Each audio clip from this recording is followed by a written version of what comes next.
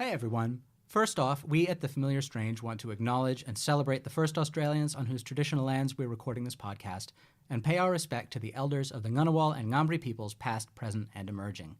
Let's go!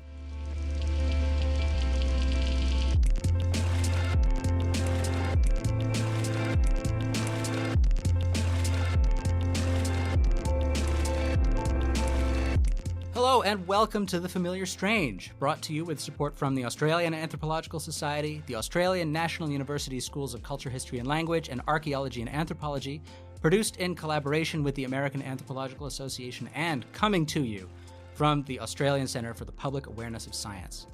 I am your familiar stranger today, Ian.talks, together with my fellow familiar strangers, Julia.brings. Hello, hello. Simon Theobald. Hello. And Jodie.brings. Hi. Now, before we get started, I'm just going to, from left to right, congratulations, Julia.brings, who submitted her thesis 2 weeks ago? Yeah, maybe 3. Time has lost all meaning. Time already.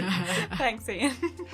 And welcome back to Jodie.brings, who has been on the road for 4 months. I'm so happy to be back. And where have you been in the interim? I have been in Argentina, Ecuador, Bolivia, Sweden, and Iceland. Jodie, welcome back. Now, I can't start our normal format and ask you guys all what are we thinking about this week without mentioning first something that's been consuming the online anthropology community for 6 weeks, and that's how talk. But I think we've been pronouncing that incorrectly. It would be ho instead of how. Trying our best, we think it's ho. We're not well positioned to say a lot on this topic, and our non-anthro listeners might be kind of confused by it. For people who want to learn more, there are over 20 blog posts on ho talk out there.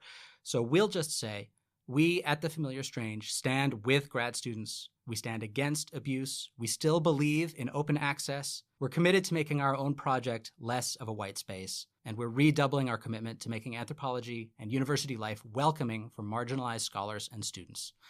Right, everybody? Amen. Agreed. Yep. All right, let's get started. Jodie, what are you thinking about this week? I have been thinking about the techniques that politicians use to persuade their public. Trump and his administration introduced a zero-tolerance policy about immigrants crossing the border outside of the allocated places, basically saying that anybody that does that will no longer be processed underneath immigration law. They will be criminally prosecuted. And the consequences of that are that parents bringing their children into the country are immediately separated from those children because the parents get taken to jail while the children can't go to jail with them. Over 2,300 children were separated from their parents at the US-Mexico border between May 5th and June 9th. So obviously that caused a massive outcry in the US, in both the public and in the media. And the way that the narrative has been portrayed is that then Trump backed down, that he said, okay, we won't separate families anymore. But I am actually wondering if this was a technique on his part. And the technique that I think it might have been is a psychology technique called door in the face, where you make a really outrageous request first, and then because the other person says no, you compromise, say something less outrageous, something much more reasonable, and there's like a reciprocity, and so you're much more likely to say yes, according to the psychological literature, if you've said no to an outrageous request first and the other person appears to have compromised. And I wonder if that's what's going on here, whether Trump was in fact saying this outrageous thing and then enacting it so that it caused this outrage in the media and in the public, and then backed down, and I've put that in inverted commas for you there. So if that were true, this is a psychological theory. So it's supposed to be used in one-on-one kind of contexts, one person influencing another. And the study of it is based on how individuals are affected by these techniques. And I want to know whether you think that the public response to this is changed because it is a public response, because it's a mass response, not an individual one. I think there are two issues here, one of which I think is your broader question, which, if I'm interpreting correctly, I understand it to be a question about whether or not social psychology can be kind of measured up to large-scale societies. And most of the data that psychology and psychiatry draws on tends to be from a very limited subset of Western societies, and that's long been a recognized problem in psychiatry and psychology. I think as an anthropologist, what we can say is everything needs to be taken on its own terms. I don't think there are rules for humans. I think humans are constantly creating and redefining and troubling everything we do. And every time we try and say, well, this is a hard rule for human beings, we get astounded by how it's not in fact the case. Secondly, I think there is a point here, and I don't think we can separate this issue from the particular politics of the time.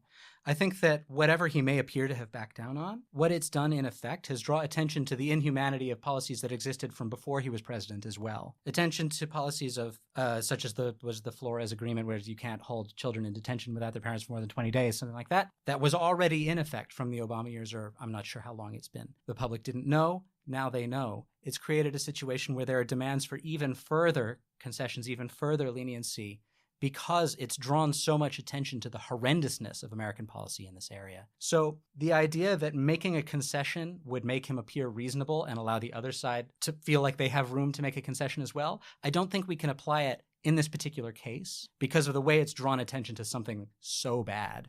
I think what's happening here is an epitome of this kind of reactionary boil-over phenomenon in politics where there's no long-term plans ever really at the moment, and that's becoming more of a problem, but at the same time that's what people are responding to.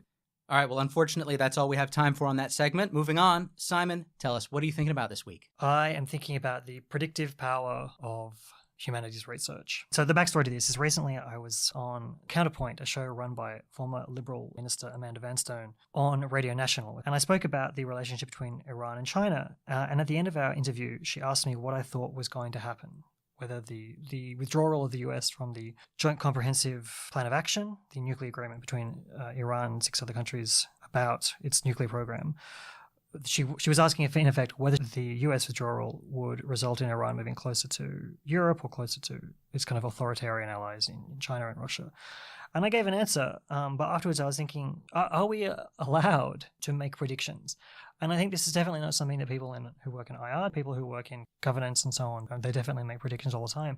But I think those of us who are anthropologists find this issue much more vexed, because anthropology has always been the study of human societies as they are, and I think it's historically been loath to kind of make predictions, but at the same time, I have the voice of my beloved mother in my head, constantly saying to me, we have to make our research more relevant. We have to be out there making sure people know what to think. And I don't want to kind of paraphrase her as a fascist. She's certainly not. But I think there is an argument. Good call. There is an argument that she makes, and a very valid one. What is the point of social research if it cannot tell us what a different way of living or a better way of living should be? So that's my question for you. What can we as anthropologists have a kind of more productive role in predicting how society can and should be? I think it's just a really vexed question, and it does deserve an answer, I think, because really we all come away from our research projects with some very insightful analysis of particular human societies. But if that doesn't tell us anything other than that humans are diverse, then what good does it have really? I guess there's 2 elements to this, right? There's like what we are comfortable with, and I think that comes down to individuals. I think most people at this table would not feel very comfortable making predictions, but I know lots of older researchers who probably would feel quite comfortable with that. But the other side of that is what the general public wants from researchers and wants from universities. They want to see that we're actually doing something that's going to help them if they're going to be providing funds to what we do. And I think everybody wants the comfort of believing that they can be told that things are going to be all right, or if they're not going to be all right, in what way are they not going to be all right so I can prepare? Yes, I think that's an interesting case. But I think getting back to the point about whether or not we should be doing this, I often wonder, see, in the back of my mind, I think I always have this notion that in doing my research, even if my material of my thesis is not directly relevant to broader questions that Australian society has, I like to think that in knowing Iran and Iranian society and in humanizing it, I can show that there are ways that this is the broader narrative, right? That there are ways that we can interact with other societies who might have very profoundly different ideas about what a good life looks to us, but we can still do and have interactions without them leading to conflict. And I feel like that's something that you, Julia, would kind of sympathize with.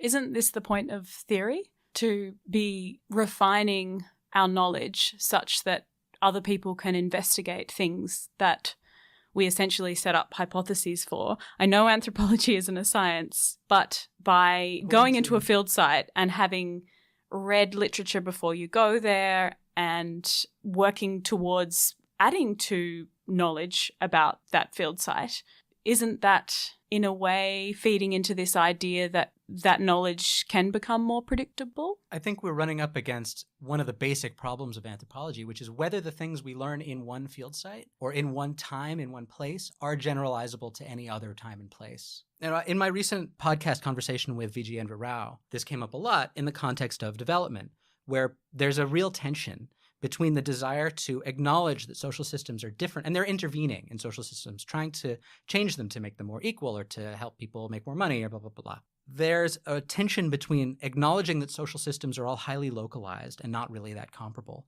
and a desire to build global best practices so that something that worked, development success from one place can be replicated in another place. There's a constant back and forth between those. And at the same time, for more than 50 years, an acknowledgement that the most important changes that come out of development interventions are usually the unintended consequences. But see, I'm not sure. I mean, I wouldn't think about it.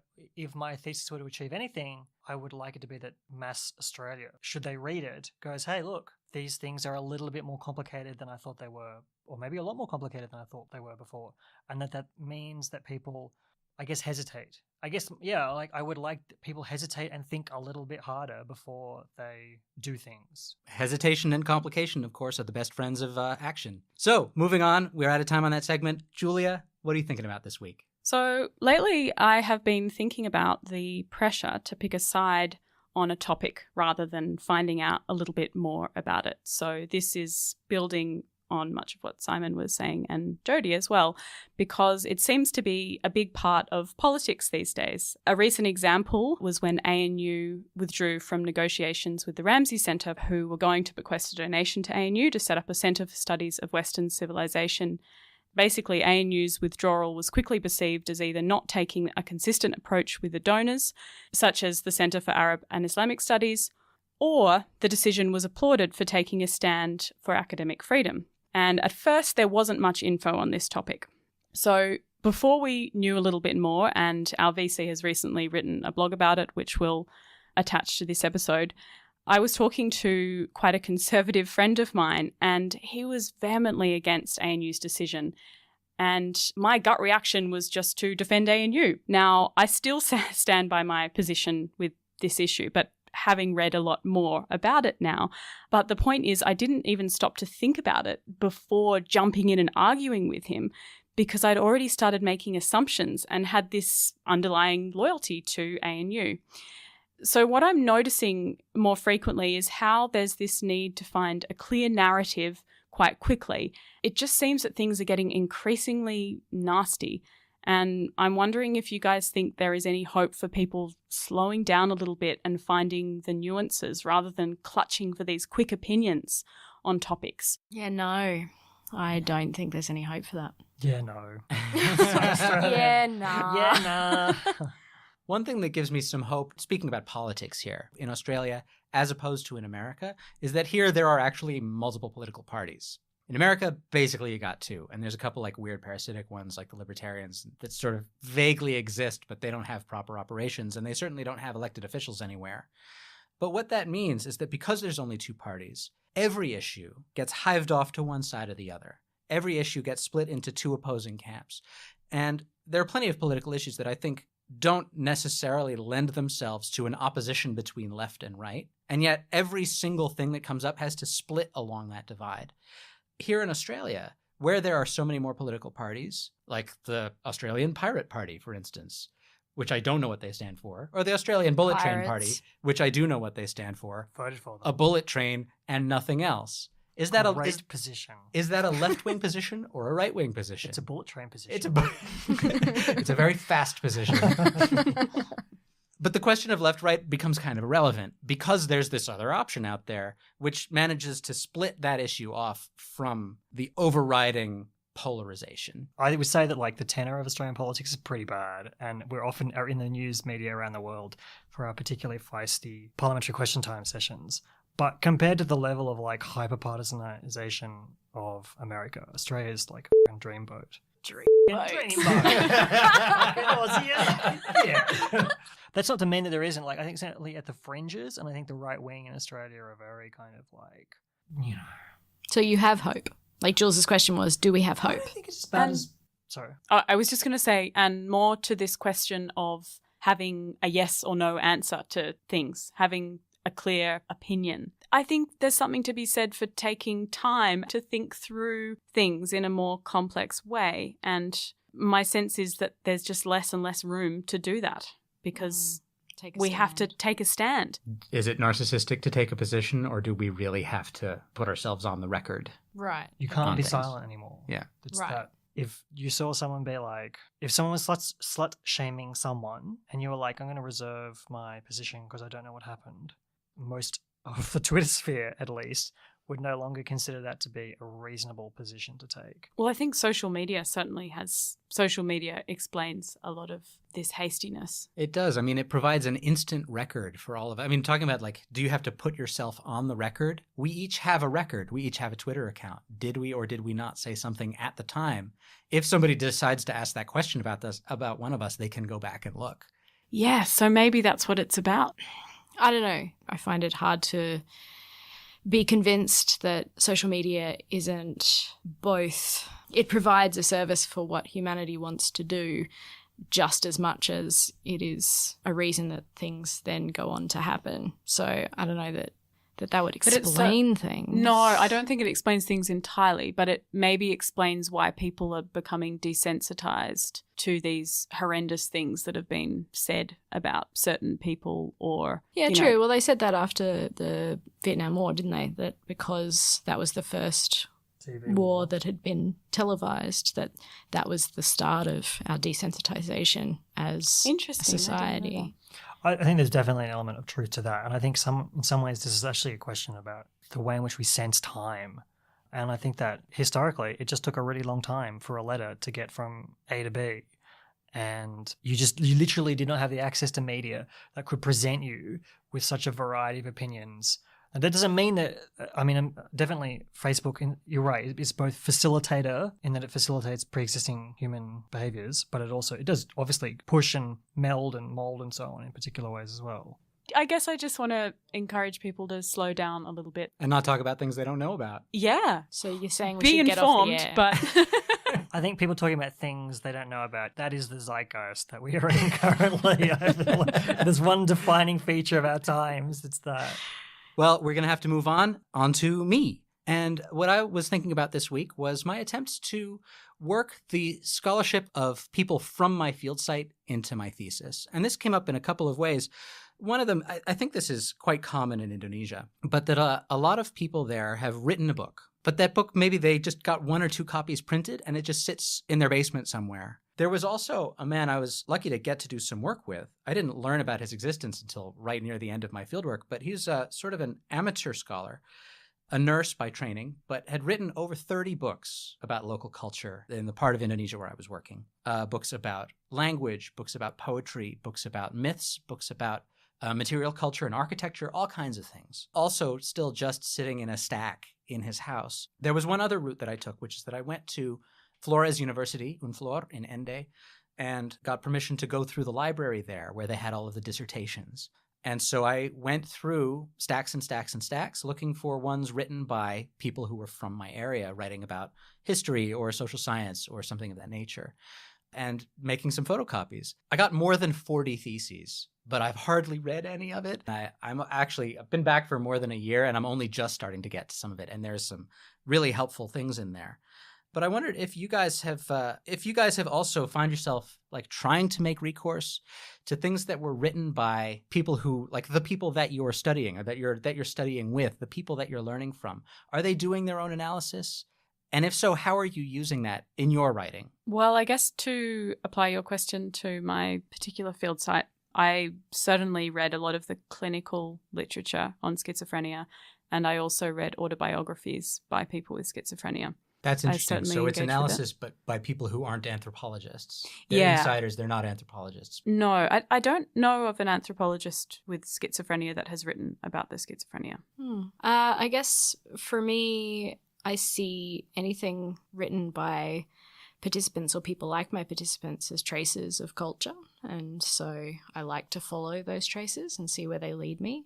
But I also have to be really careful because I study academics. And so if I look at the papers that my participants write, I can't then use those papers as material culture because then I would be revealing the identities of my participants. So I can cite them as scholars, but I can't use them as such because they are in the public domain. So, but that's a fairly specific kind of... I That's had an that interesting as well, challenge. actually. One of my participants had written a couple of books and I couldn't quote him at all in those books in my thesis because it would have identified him.